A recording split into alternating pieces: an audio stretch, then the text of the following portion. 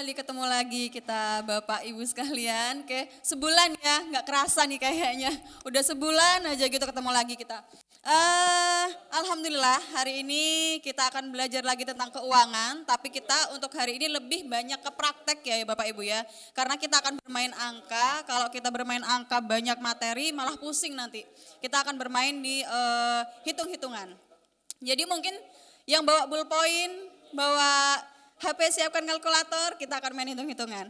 Oke, sebelumnya mungkin yang bulan kemarin udah ikut gimana? Udah dipraktekkan?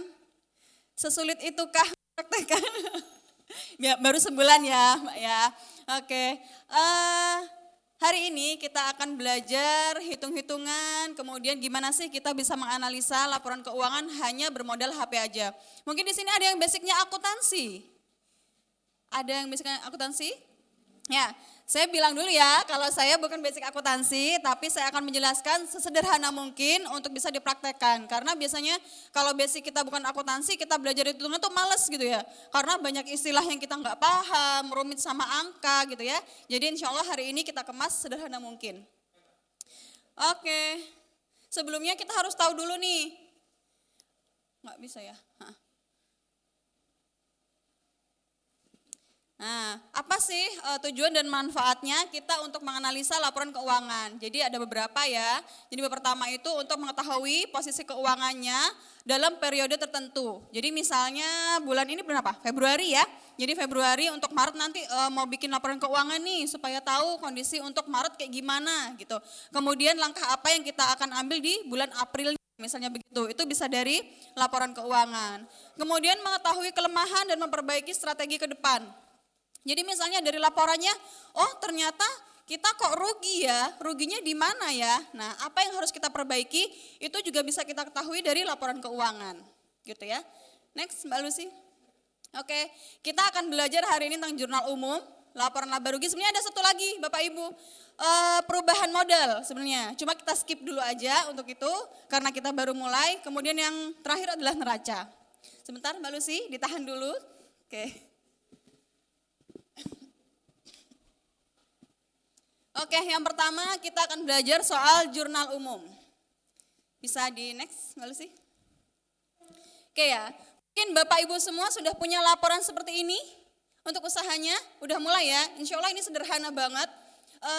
Di sini laporan jurnal harian itu yang berhubungan dengan transaksi sehari-hari biasanya. Kalau misalnya Bapak Ibu di sini adalah business owner, mungkin timnya yang mengerjakan gitu ya. Bapak Ibu tinggal mengecek aja gitu. Meskipun bukan Bapak Ibu yang mengerjakan, setidaknya bisa untuk membaca laporannya, gitu ya. Nah, jadi kolom-kolom yang biasanya kita pakai itu adalah tanggal, kemudian nomor, keterangan, debit, kredit, kemudian saldo. Sebenarnya harus ada lagi nomor akun, gitu. Jadi untuk pengelompokan. Tapi kalau misalnya untuk kita baru ya, kita nggak usah pakai nomor akun aja nggak apa-apa, gitu.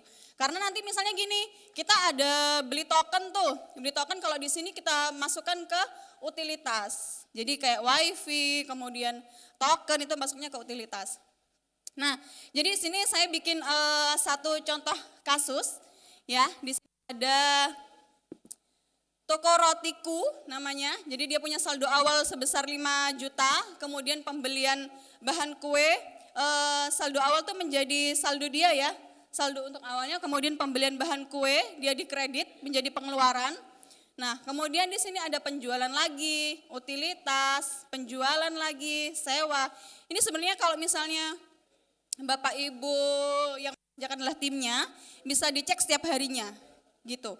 Penjualannya juga bisa dicek setiap harinya. Nah, sampai di akhir bulan, toko rotiku ini punya saldo akhir 700.000. Kalau misalnya kita baca dari jurnal harian ini dulu deh, menurut Bapak Ibu laba atau rugi? Udah bisa kebaca nggak laba ruginya? Uangnya ada nyisa 700 di akhir bulan. Kira-kira laba atau rugi? Rugi? Laba? Pokoknya nyisa aja ya, masih untung bisa buat bulan depan gitu ya. Oke, setelah ke jurnal harian, kita next Mbak Lucy. Nah, kita ke laporan laba rugi. Dari tadi jurnal harian kita akan pindahkan ke laba rugi. Mbak Lucy mohon kembali lagi ke tadi yang awal ya. Nah, jadi Bapak Ibu, di sini ada pembelian alat. Oke, pembelian alat ini sebenarnya kalau Bapak Ibu beli alat gitu ya, Bapak Ibu harus tahu tuh nilai manfaatnya dia sampai berapa tahun misalnya. Jadi misalnya beli alat pengaduk adonan, dia bertahan sampai 1 tahun misalnya, itu harus laporannya nanti ada patokannya 1 tahun. Jadi nilai manfaat kita bilangnya, gitu. Oke, next Mbak. Oke, nah di laporan laba rugi ini modal itu nggak akan masuk. Jadi modal tidak akan terbaca di laporan laba rugi, tapi nanti terbaca di neracanya, gitu ya. Nah, jadi kemudian gimana Mbak? Misalnya gini, Mbak saya tuh nggak butuh banget sama laba rugi.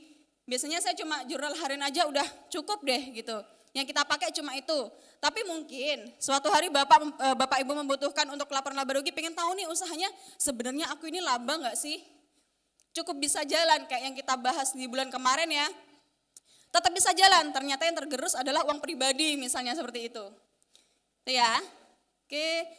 Kemudian di sini ada penjualan sebesar 2,3. Kalau balik ke tadi, nih ya, di tanggal 2 kita ada penjualan 500.000, di tanggal 3-nya ada 1 juta, kemudian di tanggal 3 ada lagi penjualan masuk 800.000. Kalau di total 2,3.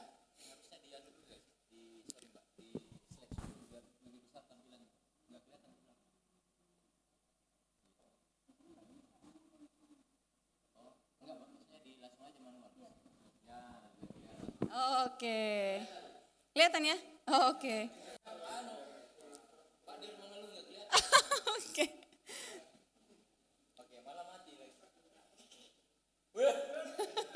Mbak mati. Oke. Oke. Jadi di sini kita harus tahu tuh, kita laba rugi sebulan itu. Jadi periodenya laba rugi itu adalah sebulan tadi. Jadi dalam sebulan kita ada penjualan berapa? Gitu. Kemudian harus diperhatikan lagi adalah pembelian bahan. Kita udah beli berapa kali tuh bahan, gitu ya. Bapak Ibu biasanya ada SO enggak? Stock of name enggak? Di akhir bulan misalnya. Ada ya pengecekan stock of name. Nah, nanti untuk tahu tuh persediaan awalnya berapa, kemudian sisa akhirnya berapa, dan akan kelihatan yang kita pakai bahan itu dalam sebulan berapa. Gitu ya. Tenang, kalau misalnya kita ngebayangin gini bingung ya, nanti kita akan praktek. Oke, next Mbak.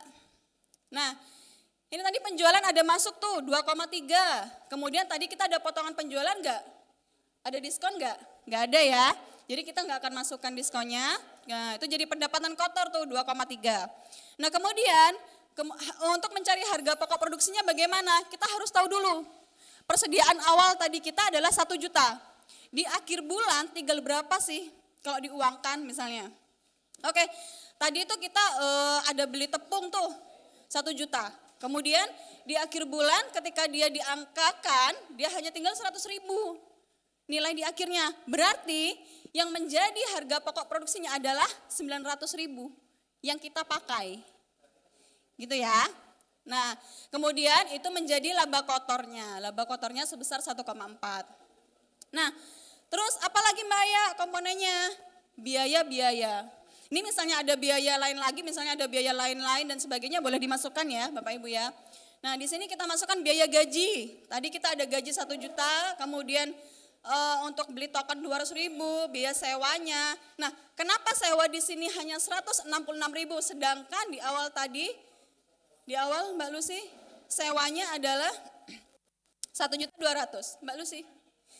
Nah bukan, balik ke awal Mbak. Nah sewanya 2 juta.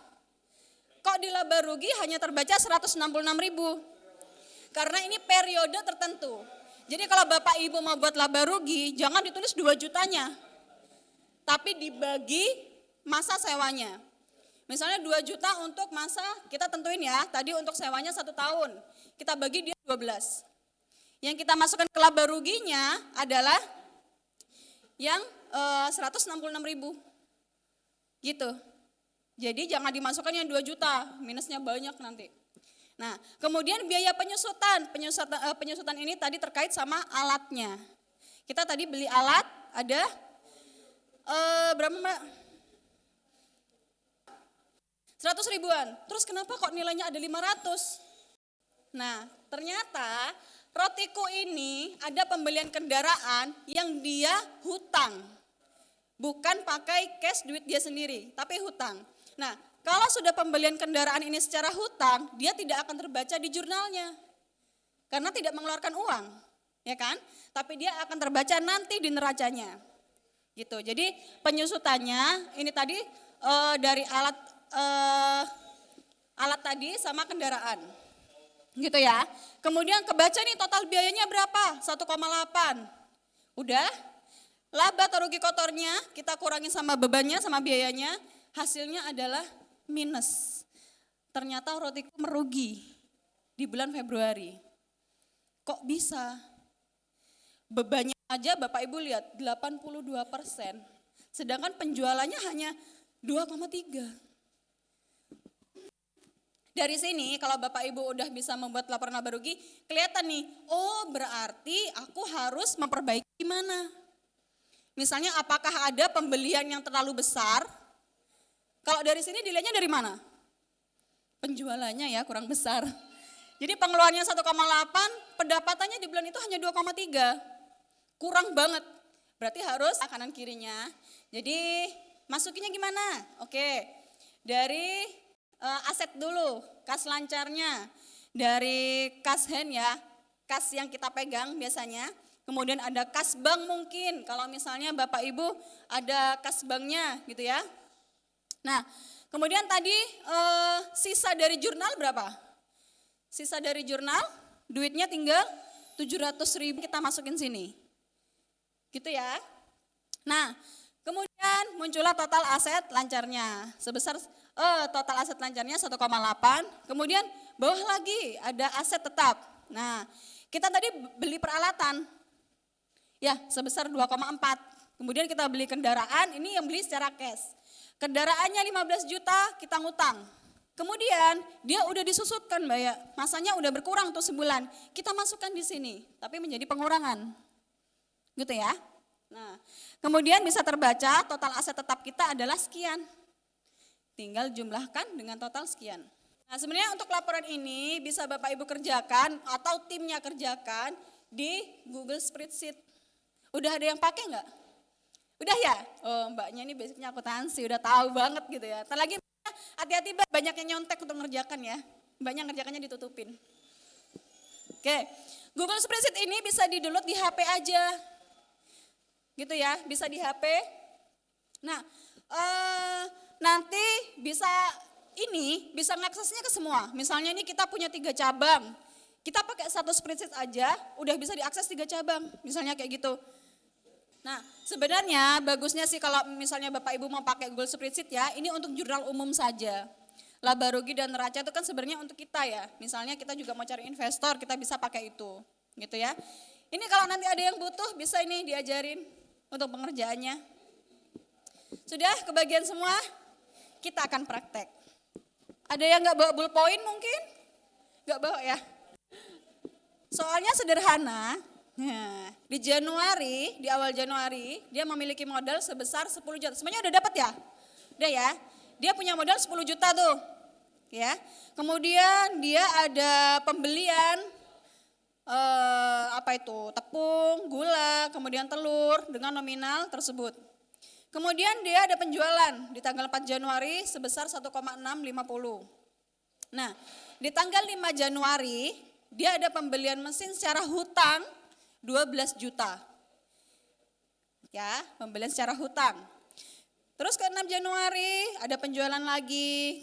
Kemudian 7 Januari dia beli alat lagi, tapi cash. Untuk yang tanggal 7 pembeliannya cash ya Bapak Ibu ya. Sebesar 500.000. Oke, kemudian di 10 Januari ada penjualan lagi. Berarti kita dapat uang masuk lagi ya. Kemudian 13 Januari kita harus bayar sewa tuh, 1,2. Ya. 20 Januari kita ada utilitas, wifi dan token. Kemudian 25 Januari di akhir bulan kita harus membayar gaji karyawan sebesar 2 juta. Oke. Bapak Ibu, di tanggal 5 Januari pembelian mesin secara hutang 12 juta, itu kita sepakati ya, masanya adalah untuk 4 tahun. Berarti berapa? 48 bulan. Itu ya. Mungkin bisa dicatat selama 4 tahun. Kemudian untuk tanggal 7, pembelian alat 500.000, masanya adalah 10 bulan saja. Dan 13 Januari 1,2 itu untuk 1 tahun ya, berarti 12 bulan. Tugas Bapak Ibu adalah silahkan memasukkan transaksi tersebut ke jurnal dulu. Silahkan dimasukkan dulu. Sudah semua ya. Jadi insya Allah semua udah bisa. Oke, jadi di neraca ini Bapak dan Ibu bisa tahu tuh nilai asetnya sebenarnya berapa. Kemudian hutang yang sesungguhnya berapa. Karena tadi ada hutang yang nggak masuk ya di jurnal.